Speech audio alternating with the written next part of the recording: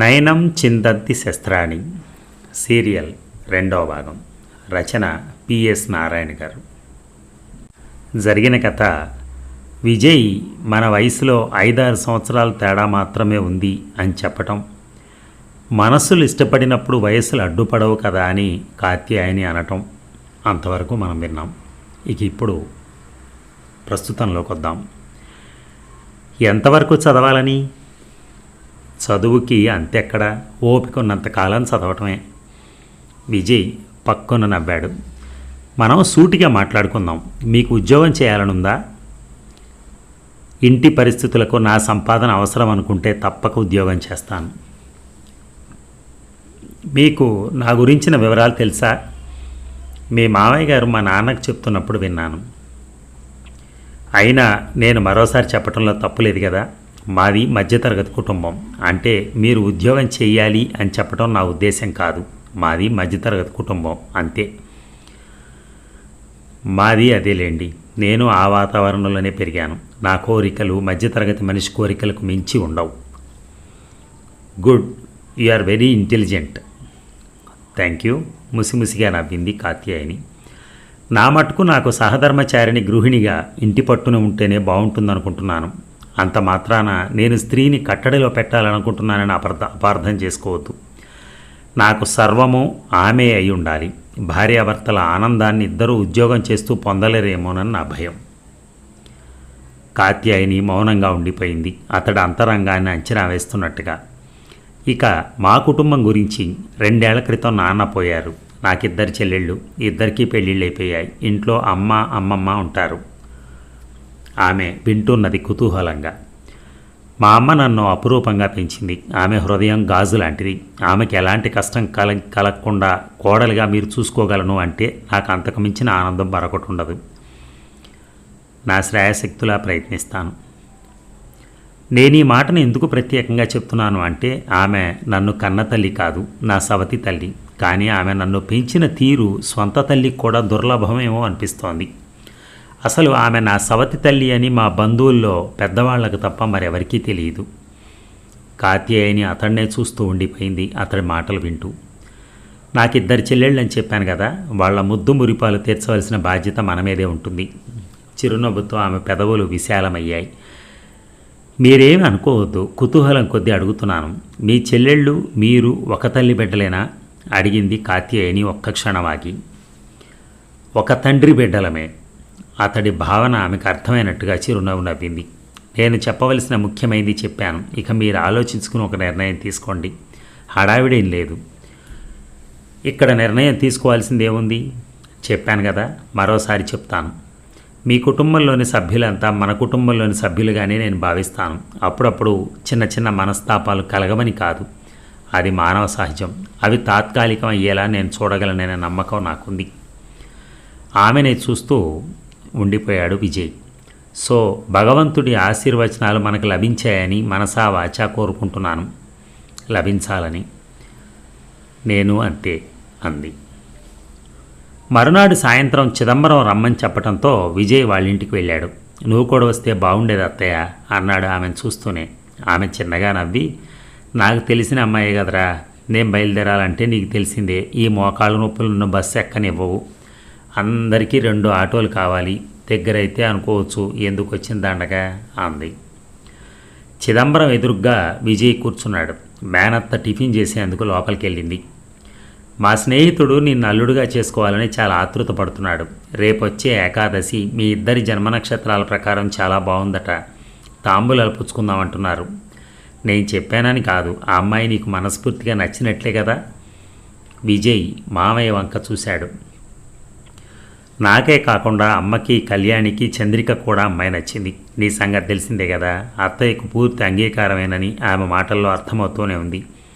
నేను మాట్లాడినప్పుడు కాత్యాయని నేనంటే సుముఖంగానే ఉన్నట్టు చెప్పింది. నువ్వు అన్నట్టు ఇంకా ఆలస్యం దీనికి, అలాగే కానిద్దాం.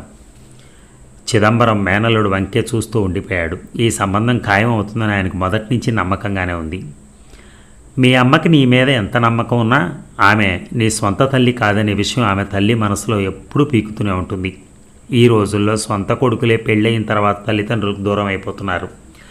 అటువంటిది సవతి కొడుకు తన కూతుర్ని జీవితాంతం అభిమానంగా చూస్తాడా అనేది మీ అమ్మమ్మ అనుమానం. 1-2 సార్లు ఆమె అన్న మాటల్లో నాకు అర్థమైంది అదే అని మేనల్లుడిని చూస్తూ అన్నాడు ఆయన. విజయ్ కించిత్ కలవరపడ్డాడు ఆయన మాటలకి. ఇంతవరకు తనను పెంచిన తల్లిని సవతి తల్లిగా ఎన్నడూ చూడలేదు. తనను కన్న తల్లి తన పొత్తిళ్లలో ఉండగానే కన్నుమూసింది అనే విషయం అసలు ఈ రోజున ఎంతమందికి తెలుసు? తను విన్నంతవరకు తన తండ్రి పెద్దల ఒత్తిళ్లతోనే మరో వివాహం చేసుకున్నాడు. అప్పుడు అందరూ భయపడ్డారట పసిగుడ్డైన తన బతుకు ఏమవుతుందో అని. కానీ ఆయన ఆడదిక్కు లేకుండా తనను ఎలా పెంచగలడు? తన అమ్మమ్మ తాతయ్య తనను వాళ్ళు తీసుకువెళ్తామని అన్నారట. ఆమె పెద్దదైంది, ఎన్నాళ్ళు చేస్తుంది? ఇప్పటికీ 1 సంవత్సరం తమ దగ్గరే ఉంచుకున్నారు. అప్పటికే చివరికి ఆయనకి 2వ పెళ్లి చేసుకోక తప్పలేదు. చేసుకున్నాడు. తన గురించి భయపడ్డ వాళ్ళంతా ఆశ్చర్యపోయేలా తన కొత్తమ్మ తనను కన్న కొడుకు కంటే ఎక్కువగా చూసింది. తన తల్లి లేనివాడినని జాలయ్యి ఉండొచ్చు, లేదా ఆమెకు 5-6 ఏళ్ల వరకు పిల్లలు పుట్టకపోవడం వలన అయి ఉండొచ్చు. తర్వాత ఆమెకి 2 ఆడపిల్లలు పుట్టినా తన స్వంత కూతుళ్ల కంటే కూడా తనను ఎక్కువగా దగ్గరికి తీసుకుందనే చెప్పాలి. ఆమె తండ్రి పోవటంతో మరే ఆధారం లేని తల్లిని కూడా తెచ్చుకుని ఆమె చూసుకుంటోంది. ఆమె తనను పెంచిన తీరు తన తల్లి వైపు వాళ్ళు కూడా ఎంతగానో ఆనందించారు. అందుకే వాళ్ళ రాకపోకలు ఆ ఇంటికి అవిచ్ఛిన్నంగా జరుగుతూ ఉండేవి. అత్తయ్య వేడివేడి పకోడీలు తెచ్చి వాళ్ళ ముందు పెట్టింది. లేవలేనంటావు, అయినా ఏదో ఒకటి చేస్తూనే ఉంటావు, ఎందుకు ఇప్పుడు ఇవన్నీ? కాసిన కాఫీ కలిపితే సరిపోయేది కదా. ఆమె ఫక్కున నవ్వింది. పెళ్లి కొడుకుగా మొట్టమొదటిసారి మా ఇంటికి వచ్చావు, అందుకు చేశాలే. రేపు కాత్యాయని చేత నాకు అన్నీ చేయించి పెట్టు అంది ఆప్యాయంగా విజయని చూస్తూ. మాకు మాత్రం ఇంకెవరున్నారయ్యా, నువ్వు కాత్యాయనియేగా. వాళ్ళకి పిల్లలు లేరనే విషయం విజయని ఎంతో బాధిస్తూ ఉంటుంది. సత్యవతికి 2 ఆడపిల్లలు పుట్టిన తర్వాత చిదంబరం బావగారిని ఒకరోజు అడిగాడు, విజయ్ని నాకు ఇవ్వరాదా అంటూ. నాకేం అభ్యంతరం లేదు, వాళ్ళు అమ్మేస్తానంటే శుభ్రంగా తీసుకెళ్ళు. సత్యవతి ఒప్పుకోలేదు.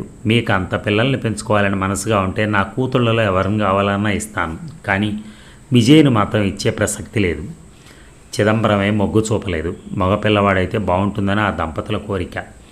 ఆడపిల్ల బావగారి కూతురే అవ్వచ్చు, కానీ సొంత చెల్లెలు కొడుకు అంత దగ్గర కాలేదు కదా.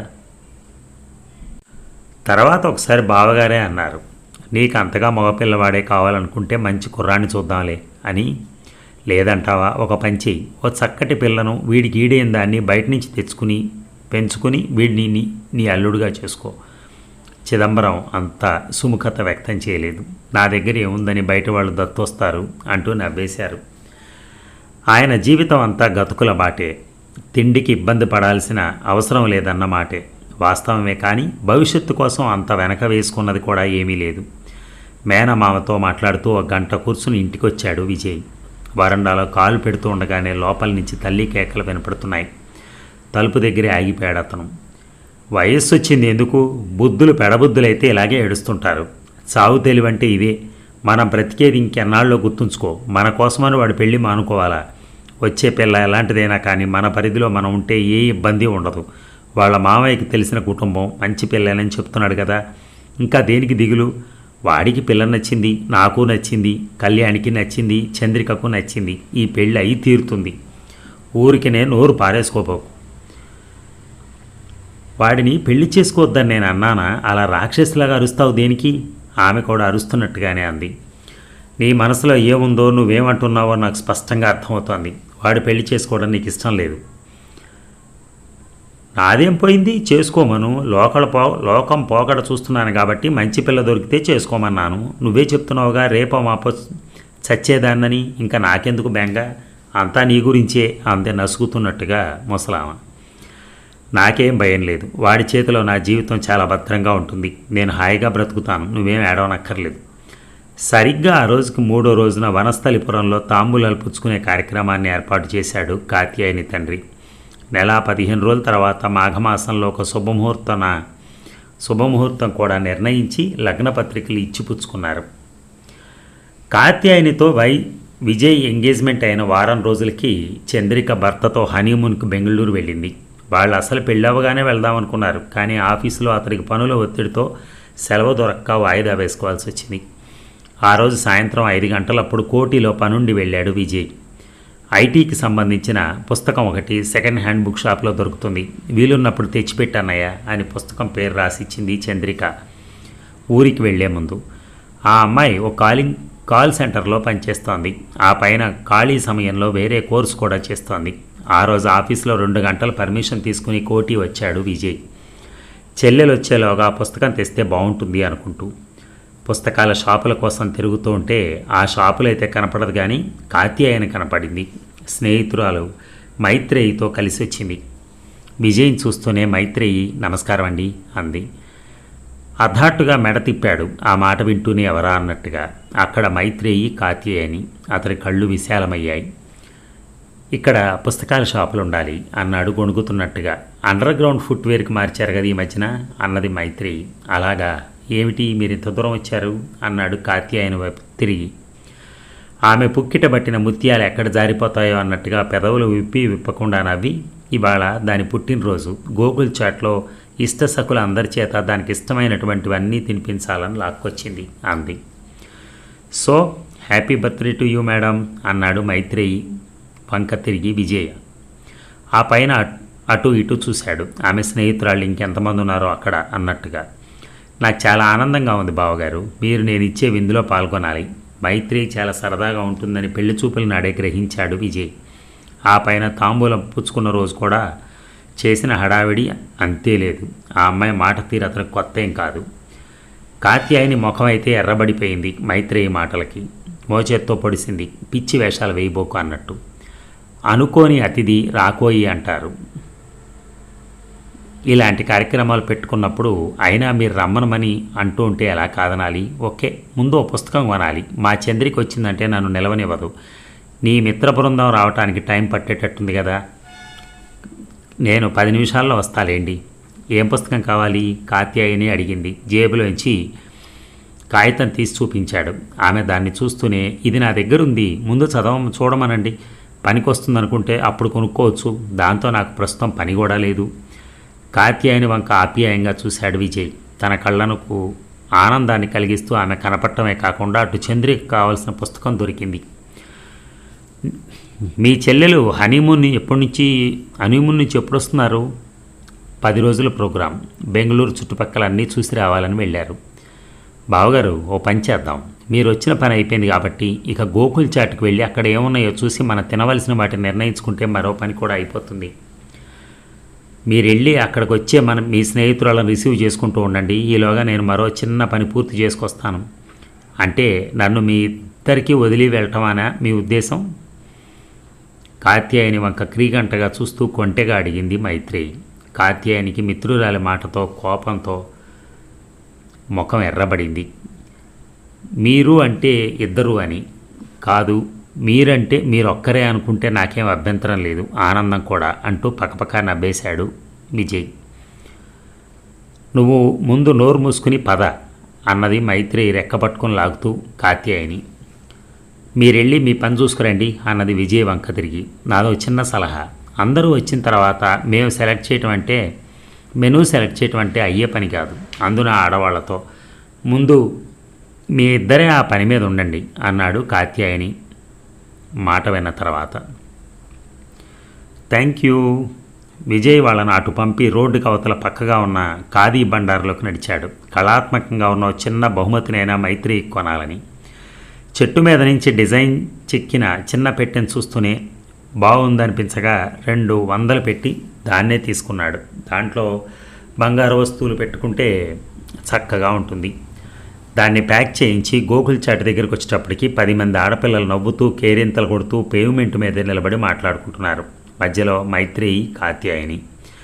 విజయ్ని చూస్తేనే మైత్రేయి, ఇదిగో చీఫ్ గెస్ట్ వస్తున్నారు అంటూ ముందుకొచ్చేసి అక్కడున్న స్నేహితురాళ్ళందరికీ కాత్యాయని వుడ్బీగా పరిచయం చేసింది. అందులో 2-3 ఎంగేజ్మెంట్ రోజున చూసినట్లే గుర్తు. మైత్రేయి అత్యుత్సాహం కాత్యాయని సిగ్గుతో కూడిన కోపంతో ముంచెత్తుతోంది.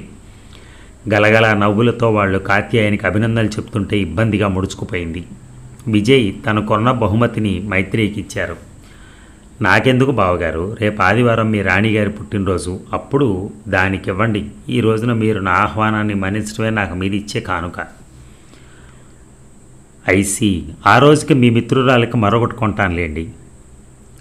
మా అక్కకు ఏది ఇష్టమో కనుక్కుని మరీ కొనండి. క్షమించాలి, అక్క అక్క అంటున్నానని. అదేదో ముసలిదైపోయిందని అపార్థం చేసుకునేరు. నాకంటే 2 రోజులే పెద్ద అని పక్కపక్క నవ్వింది. కాత్యాయని మరోసారి మోచేత్తో స్నేహితురాల్ని పొడిచింది. ఇక నీ వేషాలు ఆపు అన్నట్టుగా. నా స్వాతంత్రాన్ని హరిస్తూ నన్ను చంపుతున్నది రాక్షసి. అయ్యో, బావగారి ముందు నిన్ను అలా అంటున్నందుకు మీ ఇద్దరు నన్ను క్షమించాలి. చుట్టూ ఉన్న అందరూ చప్పట్లు కొట్టారు పెద్దగా నవ్వుతూ. కాత్యాయనికి మరింత ఇబ్బంది కలిగిస్తూ గోగుల్చాట్ నుంచి బయలుదేరేటప్పటికి 6 గంటల పైన అరగంట అయింది. అందరూ లూంబిని పార్కుకి లేజర్ షో చూసేందుకు బయలుదేరారు. విజయ్ తను రాలేనని చెప్పి వెళ్ళి కూకట్పల్లి బస్సు ఎక్కేశాడు. మరి ఈరోజుకి ఇది ముగిద్దామా? మళ్ళీ రేపు కలుద్దాం. ధన్యవాదాలు. Thank you.